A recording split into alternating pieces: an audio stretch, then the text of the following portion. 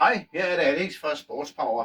Vi skal i dag vise, hvordan at man varmer sådan noget folie på tøj ved at bruge et strygejern, hvis ikke man har adgang til sådan en varmepresser som den her. Fordi det her, det er helt klart den bedste løsning. Det er faktisk i princippet et stort strygejern, som man presser ned og giver et jævnt hårdt pres af fast varme. Men det er i princippet nøjagtigt det samme, man kan gøre med et ganske almindeligt strygejern. Men hvis man har adgang til sådan en her, hvis der er nogen lige i nærheden, der bor og har sådan en her, og man må låne den, eller komme over til dem, så er det klart at foretrække. Men man kan også sagtens brænde sådan noget folie på tøjet her med en ganske almindelig strygejern. Og det er det, vi skal vise, hvad man gør her i dag. Folien her er jo med lim på bagsiden, og det er den lim, man skal have aktiveret, og det gør man med varme og pres. Man kan mærke, hvad for en side folien den sidder på. Det er det, vi kalder forsiden. Bagsiden det er en liner, som bare holder trykket fast, og det er den side, man skal vende opad. Man skal selvfølgelig ikke have folien opad. Folien skal vende nedad. Det, der er vigtigt, når man skal varme på med et strygejern, det er, at man bruger en meget hård flade. Man kan ikke bruge et strygejern eller strygebræt, fordi det er simpelthen for blødt. Men en ting som et spækbræt er ganske udmærket, det bruger vi her, fordi det kan også tåle varmen. Det er jo også vigtigt, at det kan det. Jeg lægger spækbrættet ind her. Og det er således, at hvis man skal have mere end én ting på, og det skal vi her i dag, vi skal både have navn, og vi skal have et nummer nedunder. Så start med det, der skal sidde øverst. I det her tilfælde navnet Hansen. Jo, det er et godt navn. Det ligger vi her. Det skal sidde i et lille stykke fra toppen. Det skal ikke sidde helt oppe i nakken. Det kommer til at se dumt ud. Og så sørger man for, at det sidder lige, og det sidder præcis, som man vil have det. Det bliver der. Så tager man til strygejern. Det her, det er ikke strygejern, det er sådan en håndpresser. Men princippet er fuldstændig det samme. Man har en varmeflade her, ligesom man har med et strygejern. Og så kan man simpelthen stryge på dem. Hvis det strygejern, I bruger, det er med damp, så slå damp fra, eller tøm det for vand. Der må ikke komme damp på. Og det skal have cirka 160 grader. Det er ikke alle strygejern, man kan se, hvor varmt det er, men så er det gerne 2/3 af maksvarmen. Og så skal man ikke bevæge strygejernet, når man varmer det på.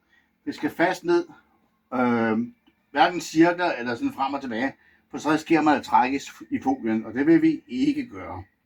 I det her tilfælde, der kan strygejernet ikke dække det hele, så jeg tager de første 3 bogstaver, jeg kan dække, og så sætter jeg ned her og trykker hårdt, der skal have meget pres på, og så bare cirka 10 sekunder. 1, 2, 3, 4, 5, 6, 7, 8, 9, 10. De sidste 3 bogstaver, de skal selvfølgelig også have, for ellers så hæfter limen ikke der. Det kan man jo se allerede her. Så strygerne hen på det, så for det dækker det hele. Og så tager vi 10 sekunder igen. 1, 2, 3, 4, 5, 6, 7, 8, 9, 10. Får det 12 sekunder eller 13 sekunder, det sker der ikke noget ved, men lad være at give det 25. Nu skal det lige sidde, indtil det er cirka 20 sekunder. 15-20 sekunder. 15 er som regel nok. Det må ikke være brændende varmt.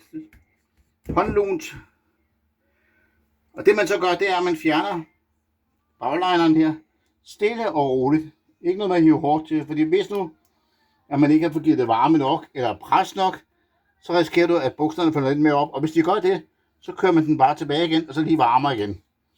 Men her ser det fint ud.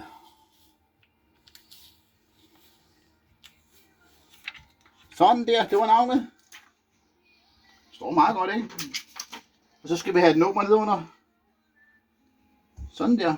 Og der kan I godt se, at der dækker mit strygejern ikke ret meget. Så der skal vi altså på et par gange. Her først. Starter overfra. 1, 2, 3, 4, 5, 6, 7, 8, 9, 10. Rykker det. 1, 2, 3, 4, 5, 6, 7, 8, 9, 10. Rykker det igen. Og husk at trykke hårdt. 1, 2, 3, 4, 5, 6, 7, 8, 9, 10. Og så tager jeg her. 1, 2, 3, 4, 5, 6, 7, 8, 9, 10. Og her.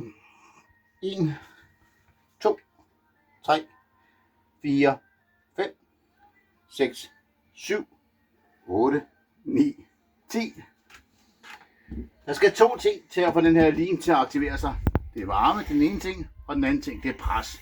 Så det er vigtigt, at man får husk at trykke, at man ikke bare holder strygerne henover. Der skal trykkes hårdt. Og nu venter vi igen lige de der 10-15 sekunder. Allerede nu er det nærmest håndluns. Og så fjerner man bagpapiret her. Lineren, som det også hedder. Og så sidder det der flot og nydeligt. Og nu kan jeg tage vores spækbræt ud igen.